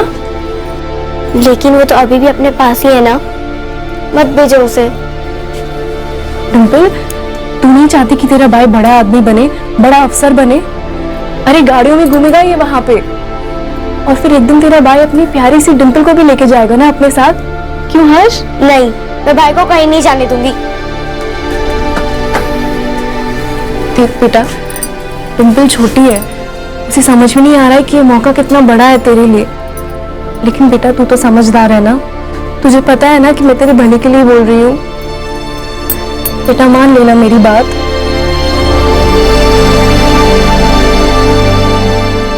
धर्मेश हर्ष और डिंपल को अपने सगे बच्चों की तरह प्यार करता था, और हर्ष ने तो अभी तक ठीक से दुनिया भी नहीं देखी थी। किसी ने कैसी दुश्मनी निकाली हमसे? माँ क्या हो गया ये? तंग आ गई हूँ मैं आप लोगों से। अरे ललित ने कुछ कर दिया, आ गई पुलिस मेरा खून चूसने। उसके बाप ने कुछ कर दिया, आ गई पुलिस मेरा खून चूसने। उन दोनों मुजरिमों के जुर्म के साथ मेरा कोई वास्ता नहीं है, मैं उनसे फूटी कौड़ी तक नहीं लेती हूँ। अब इसमें मेरी क्या गलती है जो मेरा बेटा और उसका बाप दोनों ऐसे निकले? अगर ललित मिला नहीं ना शालिनी जी, तो आपका जीना मुश्किल हो जाएगा। आपकी ये धमकी है ना अपने जेब में रखिए। कायदा और कानून तोड़ने वालों के साथ रह रह के थोड़ा बहुत कानून मैं भी समझने लगी हूँ। आप मुझे हाथ तक नहीं लगा सकती हो, और ये जो तलाशी के नाम पे मेरा सारा घर तहस नहस करके रखा है ना, सब समेट के दीजिए। चलिए। आजकल हफ्तों में पासपोर्ट आ जाता है, लेकिन आपने 6 महीने लगा दिए। सर, हफ्तों में बनने वाले पासपोर्ट में सिर्फ एक माँ होती है, यहाँ 3-3 माएँ थी। पहली जन्म देने वाली माँ माधुरी, दूसरी पालने वाली माँ समान बहन प्रीति, और तीसरी नई कानूनी माँ पेरिस वाली स्वाति जी। सर, 3-3 बार एप्लीकेशंस देने पड़े। वीजा एप्लीकेशन में करीब 1.5 साल हो लग गया। क्यों? स्वाति मेहरा ने अडॉप्शन के बाद फरवरी में पासपोर्ट के आते ही हर्ष को पेरिस क्यों नहीं बुला लिया? वो आप स्वाति जी से ही पूछिए ना। नहीं पूछना है मुझे स्वाति जी से। यहाँ बेड़ा घाट में हर्ष और उसके जीजा धर्मेश का मर्डर हुआ है, वहां पेरिस में नहीं। मोहन जी, आपने हर्ष की असली मां माधुरी जाधव और उसके पति राजकुमार का मैरिज सर्टिफिकेट बनवाया। आप ही ने हर्ष की बड़ी बहन प्रीति और उसके हस्बैंड धर्मेश को हर्ष का लीगल गार्जियन बनवाया। आपने ही अडॉप्शन के पेपर तैयार करवाए। आपने ही भागदौड़ करके पासपोर्ट बनवाया हर्ष का। माजरा क्या है मोहन जी? ये बच्चों की स्मगलिंग का कोई रैकेट है या फिर पैसों की कोई डील थी जो खट्टी हो गई? सर, पैसों का तो ऐसा है कि ऊपर वाले की मेहरबानी से मेरे पास काफी पैसे हैं। मैंने तो इज्जत से कमाए हुए, लेकिन मेरी सबसे बड़ी कमाई बेड़ा घाट में मेरा नाम, मेरी इज्जत है। आप मेरी इज्जत उछालने चल रहे हैं। मैं बच्चों की स्मगलिंग करूं? मैं मदद कर रहा था, मैं सोशल वर्क कर रहा था। लेकिन ललित सिंह सोशल वर्क नहीं करता मोहन जी, तगड़ी फीस लेता है लोगों को हेल्प करने की। और अगर ललित सिंह को हर्ष की किसी ने सुपारी दी थी तो उसे इस हत्याकांड से बड़ा फायदा हुआ होगा या फिर होने वाला है। कौन हो सकता है वो मोहन जी? सर मैं नहीं हूं, आप पता करो। मेरी तरफ से कोई भी मदद लगेगी ना तो मैं जरूर दूंगा आपको। अगर आपको किसी पर शक करना होता तो आप किस पर करते? धर्मेश और प्रीति। हर्ष सोने की मुर्गी बन सकता था धर्मेश और प्रीति के लिए, रिटायरमेंट का प्लान बन सकता था। अब पता नहीं ये गवारों ने क्या सोचा होगा। लेकिन धर्मेश खुद भी तो मारा गया है। और प्रीति अपने छोटे भाई हर्ष को मरवाने में साथ क्यों देगी? ऐसा भी हो सकता नहीं कि धर्मेश ने अकेले ने प्लान बनाया हो, प्रीति को कुछ पता ही ना हो, अंधेरे में हो। और वो क्या नाम, ललित फलित, दोनों के बीच में अनबन हो। सब वो कहावत है ना, जहां 4 पैसे वहां 8 तलवारें।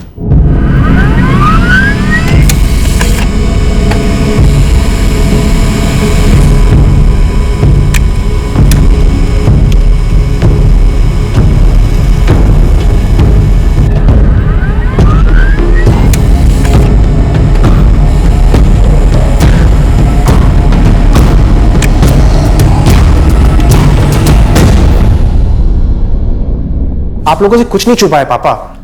मैं सिर्फ फ्रांस के वीजा के लिए मगजमारी कर रहा था। विवेक भी, आप पेरिस में स्वाति जी को कॉल करो ना, उन्हें बताओ यहाँ पर क्या खेल खेला जा रहा है। अरे मैंने स्वाति से बात की थी, उनको समझ नहीं आ रहा है क्या हो रहा है। पुलिस को यह बात खटक रही है विवेक कि तू तो पेरिस में रहकर आया है, तुझे तो वीजा के बारे में सब कुछ मालूम है, फिर भी 4-4 बार ऊपर नीचे क्यों गया? पापा मैं अपना वीजा थोड़ी बनवा रहा था, देहाती गांव वाला था धर्मेश, कुछ समझता ही नहीं था ठीक से। वो कभी ये पेपर नहीं, कभी वो पेपर नहीं। और फ्रेंच कॉन्सुलेट वाले कितना स्ट्रिक्ट होते हैं आप जानते ही है ना। हम बस इतना जानते हैं कि ये सब जो हो रहा है ना, इसका बिल ये आप पे और उस ड्राइवर गुड्डू पर फाड़ना चाहते हैं पुलिस वाले। कोर्ट कानून नहीं है क्या? जब कुछ किया नहीं तो किस बात का बिल फाड़ेंगे ये लोग?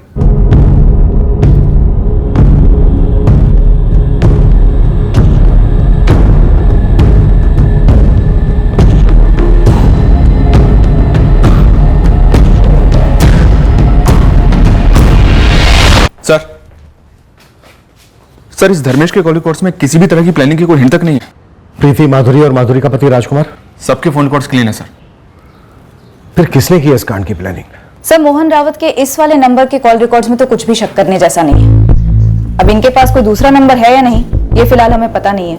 रतन दास के फोन रिकॉर्ड्स भी मंगवाए ना, जिसने हर्ष का नाम सजेस्ट किया था मोहन को? रतन दास के कॉल रिकॉर्ड्स की पूरी तरह से स्कैनिंग की सर, पर कुछ नहीं मिला। तो फिर बचा कौन? सर इस सुपारी किलर ललित सिंह की मदर शालिनी सिंह, उसके फोन रिकॉर्ड्स में से उसकी बहन रचना राठी का नंबर मिला है।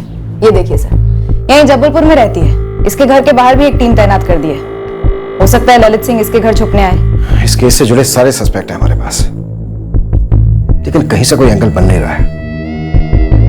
हो सकता है इनमें से कोई झूठ बोल रहा हो, या फिर असली कल्प्रिट इनमें से कोई हो ही नहीं। मंजू, धर्मेश और प्रीति ने मिलकर कुछ किया हो, ये वाला एंगल? सर वो एंगल टटोला मैंने प्रीति से बात की। जो कागज पत्री वो लोग बोलते वो सारे धर्मेश लेके जाता था जबलपुर हर्ष के साथ, कभी इस कागजात पे दस्तखत करने, कभी उस कागज पे दस्तखत करने। तुम लोगों को कभी लगा नहीं कि स्वाति जी ने 2015 में हर्ष को अडॉप्ट किया था और 2017 जून तक उसके वीजा के पेपर्स बन ही रहे थे? तुम लोगों ने कभी पूछताछ करने की कोशिश नहीं की विवेक आर्य या मोहन भाई से? हमें मालूम नहीं था कि इसमें इतना समय नहीं लगता है। अगर मालूम होता तो शायद पूछ भी लेते, लेकिन हमें कुछ नहीं मालूम था। जो भी वो लोग बोलते गए वो हम करते गए। इस वक्त तो हम हर चीज हर्ष से जोड़कर देख रहे हैं, पर हो सकता है कि असली निशाना धर्मेश था। क्या धर्मेश की नरसिंहपुर गांव में कोई दुश्मनी थी, कोई झगड़ा वगड़ा रहा हो? नहीं, धर्मेश बहुत ही सीधे थे, किसी के साथ कोई बैर नहीं था। हमें तो समझ में नहीं आ रहा है कि धर्मेश और हर्ष को मार के किसी को क्या मिल सकता है। सर नरसिंहपुर में अच्छी खासी फील्डिंग करवाई मैंने, पर धर्मेश का किसी के साथ भी कोई झगड़ा वगड़ा निकल कर नहीं आया। पर मंजूर सुपारी दी गई, और वो भी ललित सिंह को, मतलब महंगी सुपारी थी सर। अब अगर इस सुपारी से किसी को कोई फायदा नहीं था तो फिर ये सुपारी दी क्यों गई? घूम फिर के सुई हमारी पहली थीसिस पे लौट रही है, मिस्टेकन आइडेंटिटी। पुराने पेशेवर हथियारों से भी कई बार गलत निशाना लगा है। हो सकता है इस बार भी वही हुआ हो। अब इसका जवाब तो सिर्फ ललित सिंह ही दे सकता है सर। हम इस केस से जुड़े सारे संदिग्धों की बार बार इंटेरोगेशन करते रहे। या तो उनके बीच सांठगांठ इतनी तगड़ी थी कि कोई भी नहीं टूट रहा था, या फिर ये एक मिस्टेकन आइडेंटिटी का ही केस था। हम दावे के साथ कुछ नहीं कह पा रहे थे। हम सुपारी किलर ललित की मौसी रत्ना राठी को भी ट्रैक कर रहे थे। उधर पेरिस से हम पर स्वाति मेहरा का प्रेशर बढ़ रहा था, उसके नए नए गोद लिए बच्चे हर्ष के हत्यारों का पता लगाने, पर उसकी तरफ से भी कोई ठोस लीड नहीं मिल रही थी जो हर्ष और धर्मेश के हत्याकांड को क्रैक करा सके। हमारी कंफ्यूजन सिर्फ एक आदमी दूर कर सकता था, खुद ललित सिंह। ललित सिंह को धरने के लिए हमने पूरा जाल बिछा रखा था, बस इंतजार था उसके फंसने का।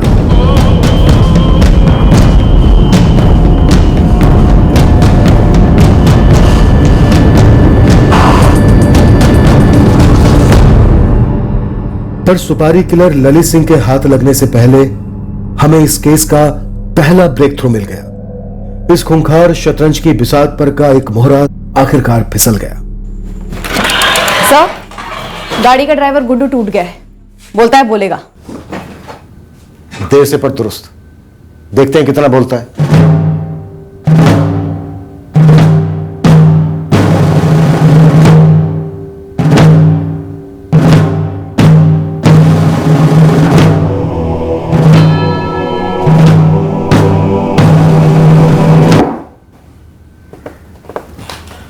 गुड्डू, कौन सी चक्की का आटा खाता है तू?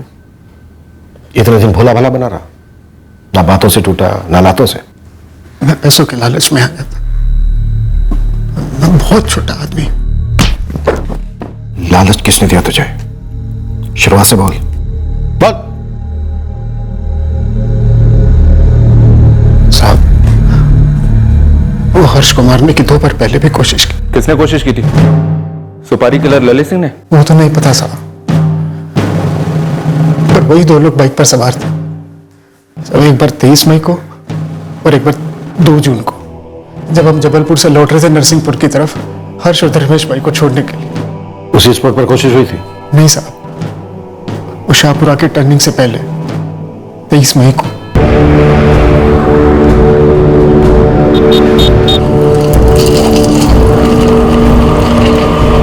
दूसरी बार नूनी बाईपास के पास 2 जून को।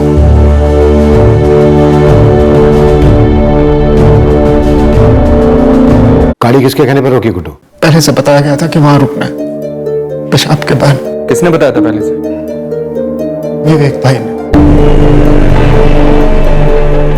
तो विवेक टूटा क्यों नहीं अब तक? मैं क्या जानूं मैडम, मुझे जैसा बताया गया मैंने हल्का होने के बहाने गाड़ी रोक दी।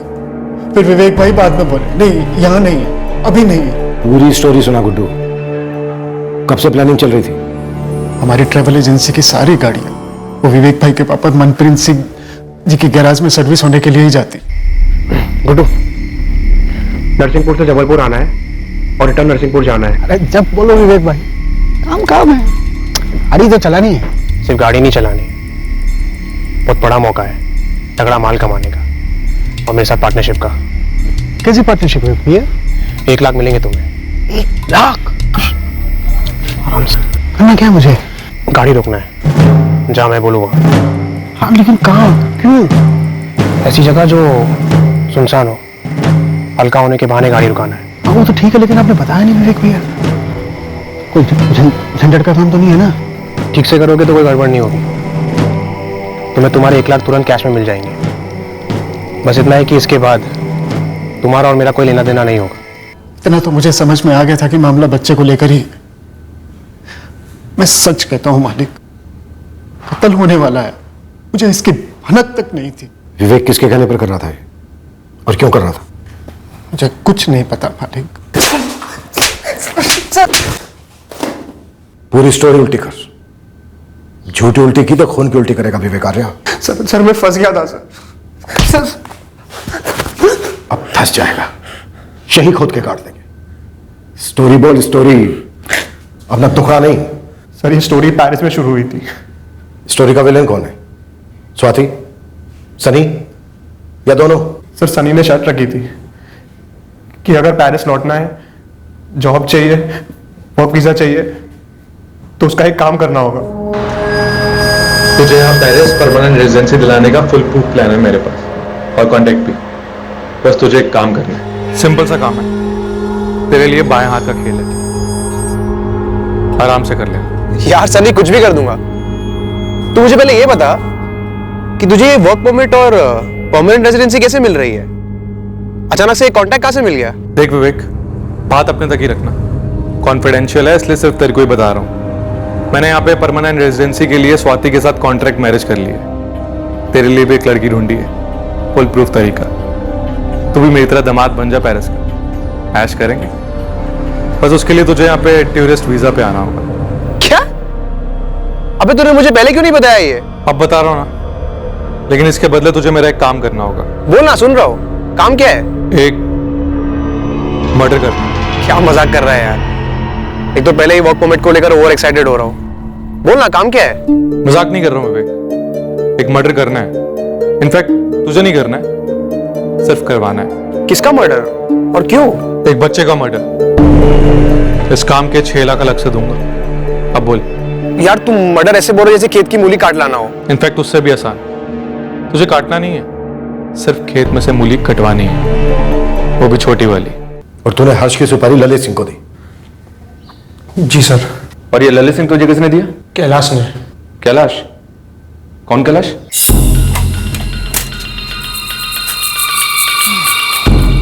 कैलाश जी। अरे विवेक, कैसे हो? अब मैं तो ठीक हूँ, लेकिन बड़े दिनों बाद दुकान बंद कर रहा था मैं। चल कोई नहीं, तू आ गया तो बैठ। कैलाश जी, मुझे बाल नहीं कटवाना है, मुझे आपसे प्राइवेटली बात करनी है। देख विवेक, तू अच्छा खासा पढ़ा लिखा इंसान है, फॉरेन रिटर्न है, हाँ? फिर ये मर्डर और सुपारी की बात क्यों? कैलाश जी, ये मर्डर मेरे लिए वीजा है पेरिस लौटने का, हमेशा हमेशा के लिए। विवेक, मैं तुम दोनों भाइयों को बचपन से देखते आया हूँ हाफ पैंट में। तुम्हारे डैडी मेरे दोस्त है और गैरेज भी अच्छा खासा चल रहा है। तो दूसरे देश में क्यों नहीं चले जाता? क्यों ये सुपारी के लफड़े में पड़ रहा है? मुझे सिर्फ इतना बता दो कि कांटेक्ट किसको करना है। किसको मरवाना है? कैलाश जी, किसको कांटेक्ट करना है, कितने लगेंगे और आपका कट कितना होगा? मैं आपको 1 लाख दे सकता हूँ। ठीक है, 2 लाख, जल्दी बता दो। सिंह, ललित सिंह की दी हुई सुपारी कभी खाली नहीं जाती, और सुपारी देने वाले का नाम कभी बाहर नहीं निकलता। बहुत कमीना है, रिकॉर्ड है उसका, लेकिन पैसा भी उसी तरह से लेता है। 6 लाख। बच्चे का 6 लाख? बच्चा मारना या बड़ा आदमी, यहाँ फुल प्लेट का रेट लगता है। अपने यहाँ हाफ प्लेट वगैरह कोई सिस्टम नहीं है, समझा? ठीक है ललित भाई, मैं पार्टी से पूछता हूँ और कंफर्म करके ही फोन करता हूँ। गर्लफ्रेंड नहीं हो जो फोन करेगा, मेरे को कोई फोन नहीं करता। आमने सामने मिलेंगे। सुपारी के लिए ललित सिंह को 6 लाख रुपए देने के लिए सनी मान गया? जी सर। 6 तुझे, 6 ललित सिंह को भी, और ड्राइवर गुड्डू को 1। सलून वाले कैलाश को ललित से इंट्रो करवाने के 2 लाख। टोटल हुए 15 लाख। ये 15 लाख पेरिस से भेजे गए सिर्फ हर्ष को मारने के लिए? सर, डील वहां पेरिस से हुई, पर एडवांस यही से आया। ललित को सुपारी के 1 लाख मिले, कैलाश को 25,000, मेरा और गुड्डू का एडवांस अभी बाकी है सर। ये एडवांस यहाँ बेड़ाघाट में किसने दिया? सर, मोहन जी ने। मोहन? मोहन इस कांड को स्पॉन्सर कर रहा था। इसमें मोहन और उसके बेटे सनी को क्या मिलने वाला था? और वो पेरिस की स्वाति, वो स्वाति भी इसमें 100% इन्वॉल्व होगी। सर, जहां तक मुझे पता है ये मामला अडॉप्शन का था ही नहीं।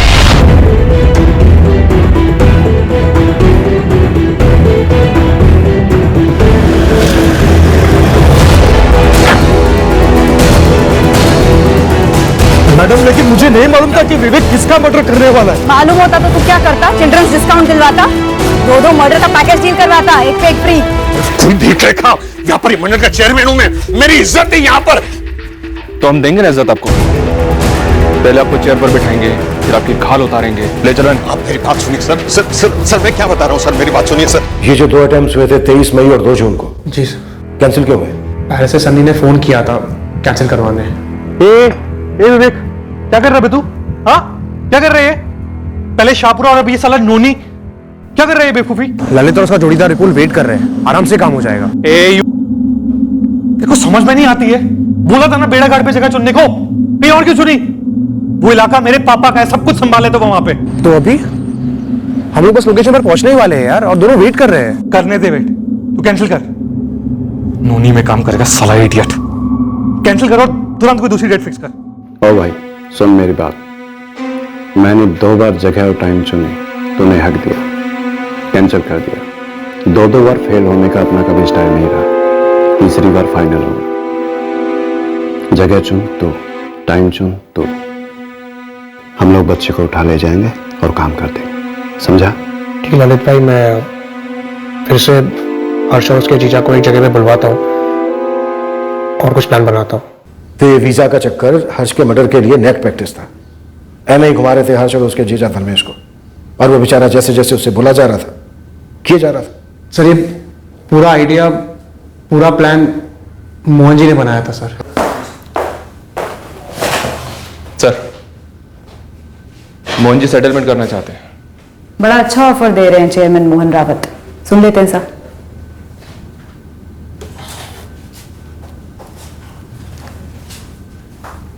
सर मैं क्या कहता हूं, हम लोग आगे की सोचते हैं। हर्ष और उसके जीजा के बारे में सोचने वाला कोई है नहीं।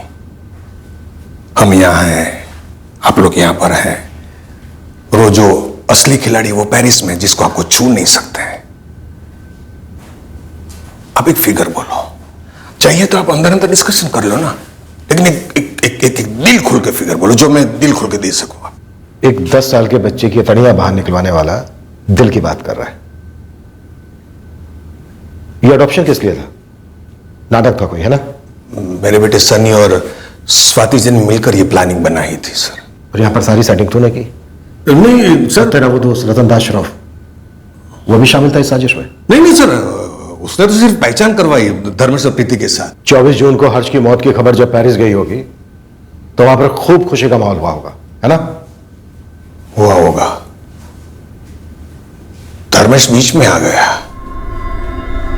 वरना प्लानिंग तो सिर्फ हर्ष को मारने की ही थी। Okay okay. सनी, सब कुछ ठीक से हुआ ना? सनी तुम मुझे टेंशन दे रहे हो, प्लीज बोलो ना, सब ठीक से हुआ ना? अपना टारगेट हर्ष मारा गया, और साथ में उसका जीजा धर्मेश। एक बच्चा जो जिसके नसीब में मौत लिखी थी, उसके जीजा जिसके नसीब में मौत लिखी थी,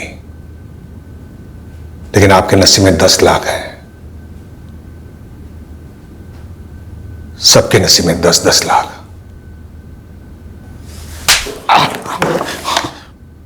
ये कोई पहला ऑफर तो है नहीं जो आपको मिला हो, और हर्ष कोई आखिरी बच्चा था नहीं जो इस दुनिया में से गया हो। बच्चे की बोली कितने की लगाई और किसे लगाई?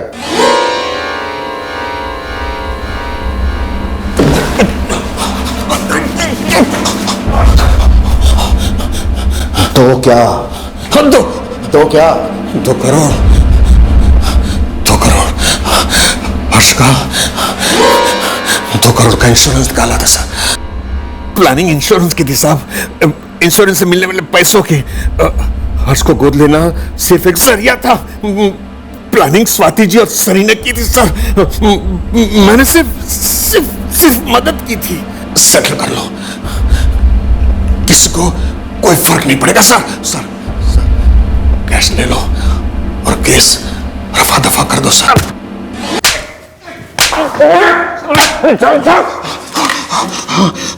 फर्क पड़ चुका है मोहन रावत। इस बच्चे की मौत से हमारे डिपार्टमेंट में काफी फर्क पड़ चुका है, जो तू अब लॉकअप में देखेगा, जो तू जज साहब में देखेगा जब वो तुझे सजा सुनाएंगे। इसलिए तू फर्क की चिंता मत कर। सर आप मेरी बात सुनो सर। सर बात सुनो सर। सर मैं इज्जतदार आदमी हूं सर। मैं इज्जतदार आदमी हूं सर। एक हफ्ते बाद हमें खबर मिली कि ललित सिंह उसकी मौसी के घर आया हुआ है जबलपुर। जी? Crime branch. ललित सिंह कहाँ है? ललित वो साहब कौन है मौसी? मौसी नहीं बेटा, तेरा मौसा आया है। ललित एक काम करना, तेरे सर के ऊपर जो खिड़की है ना उसे कूद जा। खिड़की के बाहर मेरे 2 आदमी थे, प्रॉमिस करते हैं तुझे निराश नहीं करेंगे।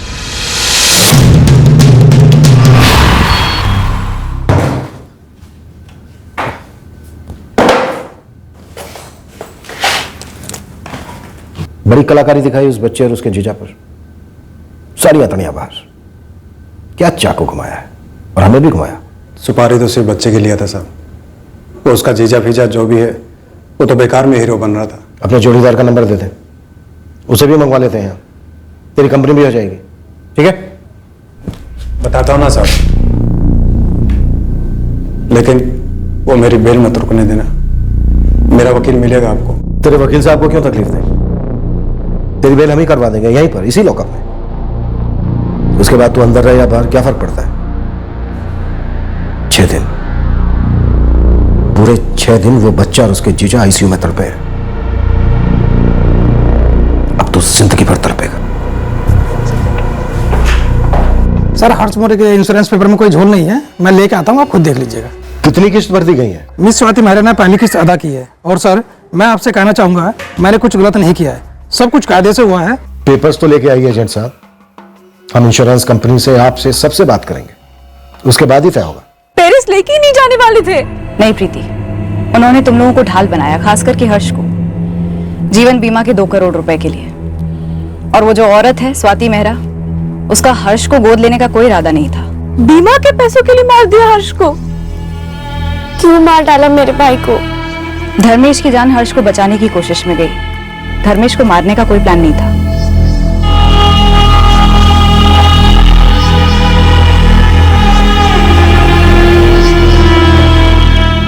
मनप्रीत जी, खुद विवेक ने हमें ये सब बताया। हमारे विवेक ने ऐसा किया? 6 लाख रुपए और पेरिस में जॉब, इसके लिए उसने 2 मासूमों को मरवा डाला।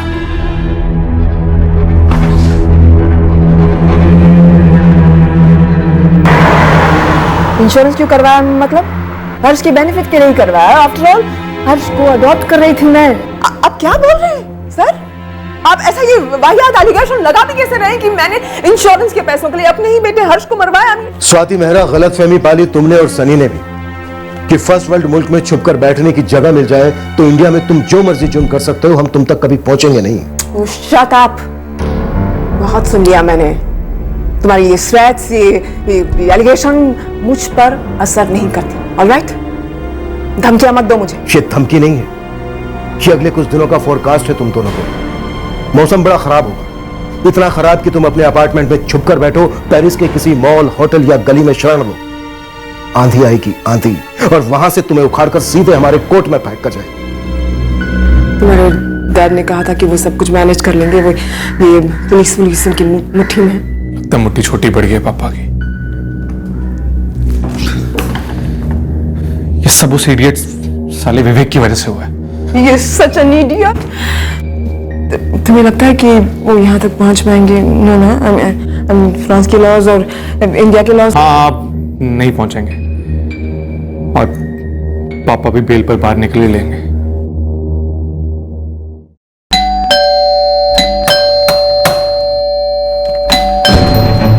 Madame Swati Mehra? Oui, officier. Le monsieur Sani là-bas, est-il avec toi? Oui, officier. Sani? Sani? Oui, officier. Que se passe-t-il? Nous avons votre mandat d'arrêt. What happened, officers? What have we done? Quoi on nous fait? Nous avons un mandat d'arrestation. Provincial Provence Dan. Vous pouvez le lire. पहले lookout notice जारी, फिर red corner notice जारी, ताकि स्वाति मेहरा और सनी रावत के फरार होने के सारे प्रयास भंग किए जा सके। आखिर में हम प्रोविजनल अरेस्ट वारंट इशू करवा पाए और इस जोड़े को पेरिस पुलिस की टीम ने गिरफ्तार कर लिया।